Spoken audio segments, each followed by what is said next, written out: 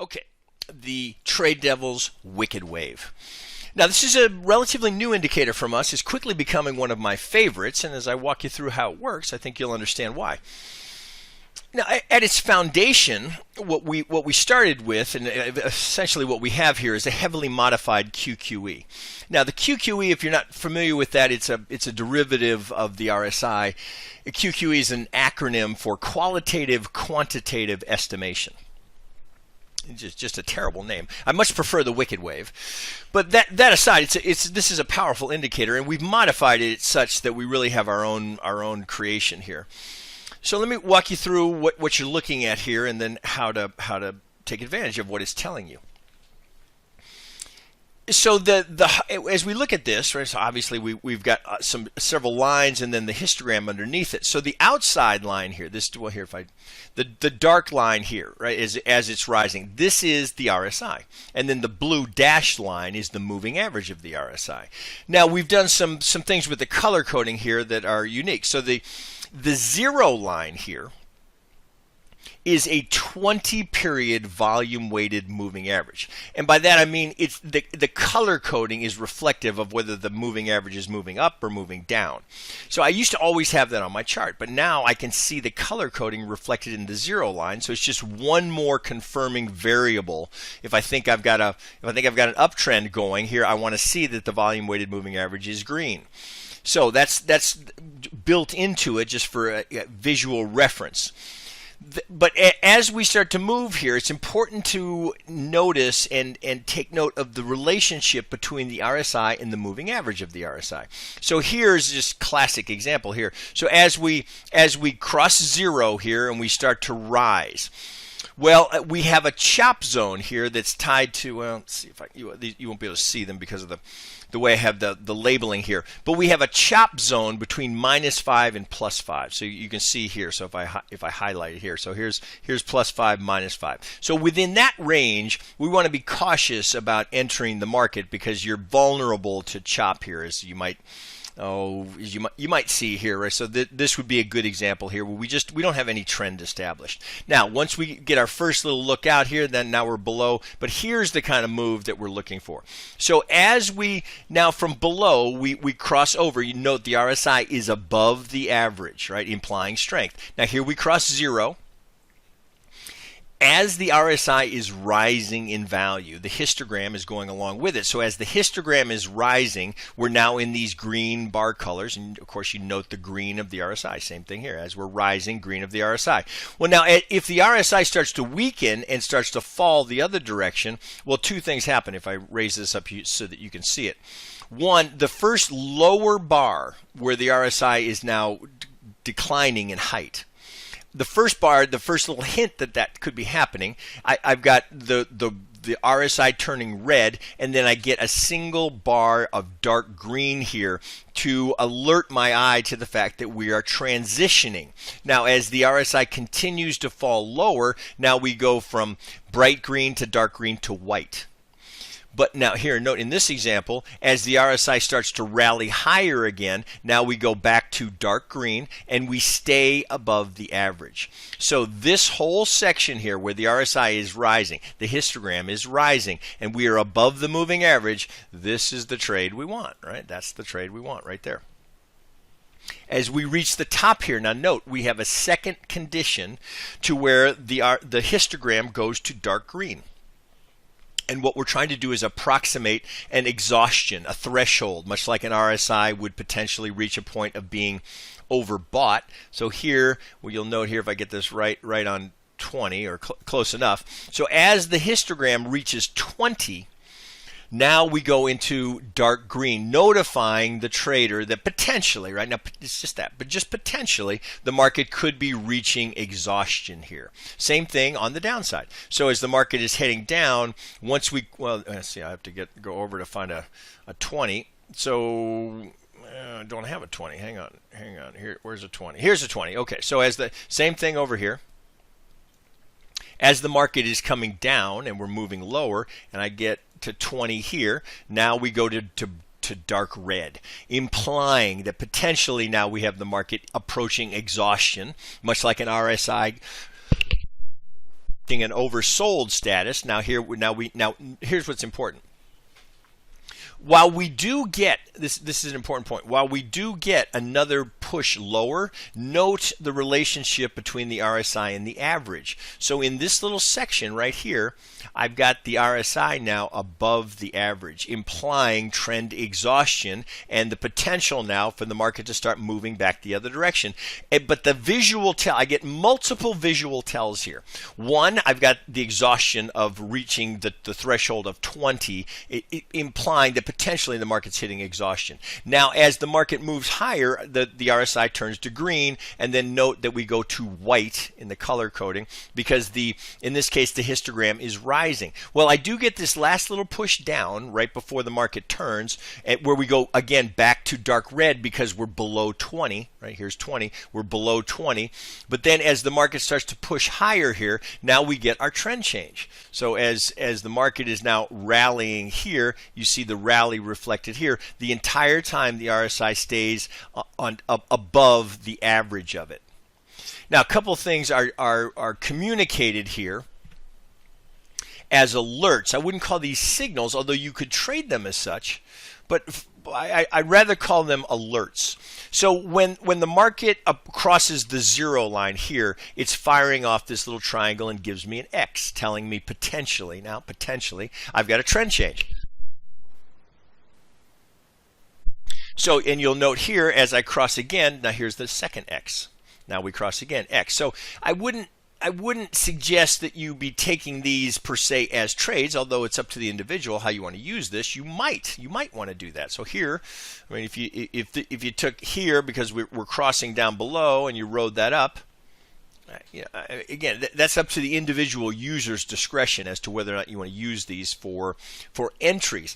What I like to have them I want to be notified when that happens. So if I'm looking at another chart or something, I want at least a pop-up, or I want a sound to trigger to tell me that I've crossed above the zero line. Now note here, I'm still in the chop zone of ±5, but as I get out of that chop zone, now I've got the kind of trending conditions that here, if I move this up, that we're looking for. So here, now I'm out of the chop zone and I've got this nice stretch here. Now I get a little pullback, and note what happens here. So here, what I have is a C. It's potentially a continuation trade. Now this could be something that you could use for entry. So it could be one here. You could add one here. Same thing throughout the course of the movement here. Whenever I get a pullback here, you see reflected by the RSI going to red, we get our dark green, then we go to white, then we get the push. Now we're moving higher again. So when the RSI has gone from that negative and now it starts rising again, it fires off the C for potential continuation. You see it happen again here. We go from bright green to red. We get into the white bars because the RSI is falling. The histogram is getting lower. It kicks higher yet again, which would be hard for your eye. You may not see that if you had this scrunch down. You had three things. Is it going higher or not? I want the software to tell me that I've got a continuation here, that I have that choice here. If I want to enter or add or carry on in a trade, that I've got a secondary option here via that continuation. So I get the X on the cross, one continuation, a second continuation. Note what happens at the top. Right at the top, the RSI peaks. I get one bar of green telling me that the RSI is now the histogram of the RSI is going down. So thus the green bar here. Now I cross the average here, and now I'm going down. Note here. So as we go down, the volume weighted moving average goes red as I get here. Now we're heading lower. So there's the X. I've crossed the zero line. Now I do get a continuation, and here's an example where, that's why I don't call these a systematic entry. Well, here I've got a C firing, but take note of the distinction here. So because the histogram here is rising, and I get my two white bars, and then it starts to fall again, I do get my continuation, but it's very short-lived, and now I'm going back the other way. So the R happens here, which is a nice segue here. The R triggers when the RSI crosses the average. So if you were taking this as a continuation off of the idea that we were going to keep going lower, you're quickly rejected. So very small loser here if you were trading that as a continuation trade.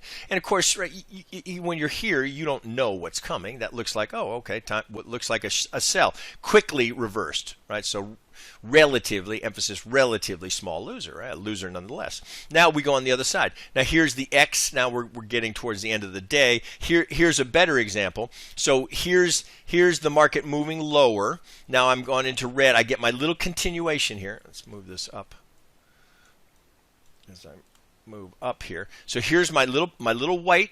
Right, I've got two bars of green. I'm below the average. Emphasis, I'm below the average. So as the market now continues on, right, I've got everything set up just the way I'd like it. Here's my little continuation. I'm heading down. I'm below the average. The histogram is getting lower as the bar stays red. Then I get now run out of time at the end of the day. So there's a couple of examples of how to use it. Here's some good examples on the way up. Here's the continuation. Here's the reversal, the R, because we crossed the average. Note that here we crossed the average. So at the R, if I get that right on there, that's right there where we've crossed the average. Right? So I want that to notify me when I cross the average. And that's what you're seeing right there. If I can get that lined up. All right, so there's the R triggering here. Now I get a very short, just very little, note we're in the chop zone. So the R is telling me I've crossed below. So while you look here, you do get this little section here where the RSI is rising again. Note that we are below the average. So you're filtered out of that trade by using the average. So this would be no buy here. And in fact, one of the real valuable components of this indicator is the number of trades that it will filter you out of that would have been potential losers, right? That being one, because the market doesn't go. Now, as it comes down here to zero, and now we're out of the chop zone. So here, this little dashed line, that's the 5. That's the 5 line here. Now we're still in the chop zone. So as I cross back above the average, there's the X. Now let me bring this down. All right, so we get this. Look, there's the X as I cross. There's the steady trend of the market trending here as the RSI is rising. We're bright green. We're on the outside edge of the RSI. I get one little pop right here, and then I get the R because I cross below the average. The R triggers. Now, as I was showing you before, I can have those trigger. So if I bring up the wicked wave, right? So I can have it trigger alerts on every C. I want an alert on every C. I want an alert on every X. I want an alert on every R. Right? That's up to the individual as to whether or not you want to have it fire off an alert there, or do you just want it to put that marking on the chart for you? Right?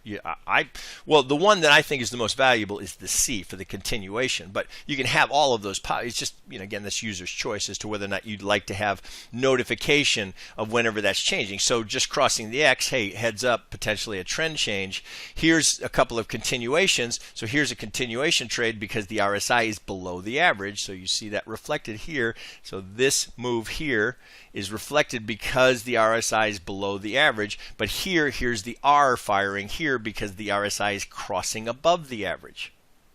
Here's the X as it crosses the zero line. Here's the continuation, but note right here, we are in the chop zone. We're between the two plus or minus 5s. Right? So it's an annoying feature of Ninja. So we're in the chop zone here. So even though I've got the X, it's really not set up. I get a continuation here because the rising RSI, but then quickly here's the next X. So note I'm in the chop zone. Now I get a little bit out of the chop zone here, or I'm right back in it. Now here's the beauty of the day, right? So here's the X that fires. We get a little pullback here that creates the C, another C, another C. Here's the classic. So if you miss this, or we're waiting for confirmation, okay, I don't want to. Maybe you don't want to enter here because you're in the chop zone. Now I get the initial push out. Here's the little retrace, and then there's the big move, right? So that's Renko bars are deceptive to your eye, but this move here, right, to the next one, that's $800 move right there per single contract in the S&P. So here's the market. Here's the RSI rising. We're outside of the average, steadily increasing, i.e. the green bars. We hit 20, right? Here's 20. That's where we go green. But close enough. You get the idea. We get 20-ish. So now we go dark green, implying potential exhaustion. Potential exhaustion. Now here, while you still have, let's clean this up. While we still have ongoing movement here, we do get another little kick here towards the end of the day. No, it's not until here that we get on the other side. So this section here, we have the market weakening as well. The white bars reflected, of course, as the RSI is now declining. Now it starts back up, but there's no C triggered here because we're below the average. It's not until we cross back over here that we would have the OK. We'd have the final little push of the area here, right here, being reflected right here. You get that last little push, and then we get the R, and that's the end of the day, and the market closes. And we fire off the last R as the RSI crosses below the average. Right, so that how we do it here. That gives you a pretty good idea of everything that's involved here. Well, here, let me show it to you here in a. This is a scenario or a template that would be more typically what I would use. So I have here just the initial balance on right here for the day. So just to give you some context throughout the course of the day. And then I have a couple of our free indicators on here. So I have the Donchian channel, the TDU Donchian channel, which gives you a little bit of color coding on the way. And then I have, well, I won't digress here, but I use a little center channel here just for stop placement. So as you can see how this all works together. So here, as the market is moving lower, it's questionable as to whether or not you would want to pursue an aggressive sell here with the first break of the initial balance, which is almost always a failure, as you're approaching the pre-market mid right here. So I've got a couple of levels here that would be, I'd be cautious about anticipating that there's going to be a whole lot of movement here, although certainly it's possible, but I'd be cautious about that. And note, we quickly are rejected, and now the RSI gets on the other side of the average. Right, and now we get into a bit of a chop zone here. Note the chop filter, right? So here's where we can see it a little better. So here's my inside 5 chop filter keeping me out of this junk here.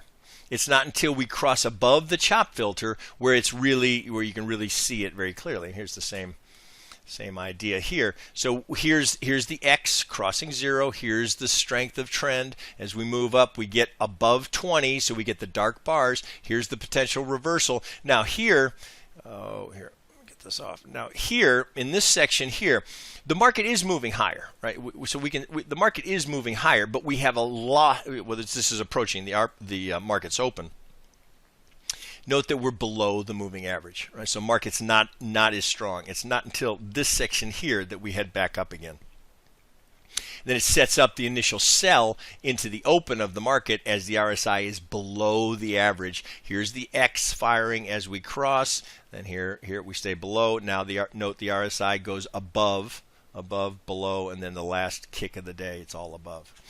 Right, so there's a lot of, I'm just using the current price action, but you can see this reflected all over the place. Here's a great one at the end of the day as the market sold off. Right, if you didn't catch the first bit of it, right? Note here, if you didn't catch this, you had the little C, the continuation here. Note it's all right. It's right. It's the end of the day. Towards the close, right? We've got the last little push here as the RSI is below the average. We've got the histogram getting deeper, the hard red of the RSI. We're pushing lower here. We got the C to fire to give us that notification that we had a move here, and then that's, if you took it off the C again, let's not assume you got everything, but there's $475 here just in that last little push per single contract. Then look here, it's really tight timing. Right at the end of it, as it turns up, we go to green. You're out of that trade. Same thing here. Right, as it's coming down, now here we cross. So this is an important feature of this. Any potential thinking that oh, we're going to carry on lower, you're filtered out because the RSI is above the average, and then you go into the chop zone. Here, right below the average.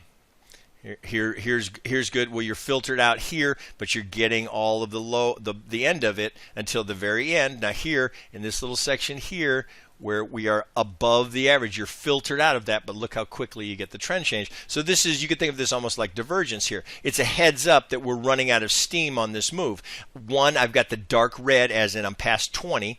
Now I've gone to green. Yeah, I got a little bit of, I got one last little kick down, but I stayed above the average, implying that the market is losing, the downtrend is losing momentum. Now I'm above the average and I get my trend change. All right, there you go, guys. There's a lot of value here that you'll, of course, as you work with it, I think you'll start to appreciate it more and more. But it's multi-featured here in the sense that it'll keep you out of trades that would have been losers, and it'll keep you on the right side of the market. If you just approached it simply and said, okay, if I'm above 0 and I'm out of the chop zone, I'm buy side only, and if I'm above the average, I will take those continuation trades. If I'm below the average, I want to be cautious about the market running out of steam. All right, there you go, guys. The Trade Devils Wicked Wave.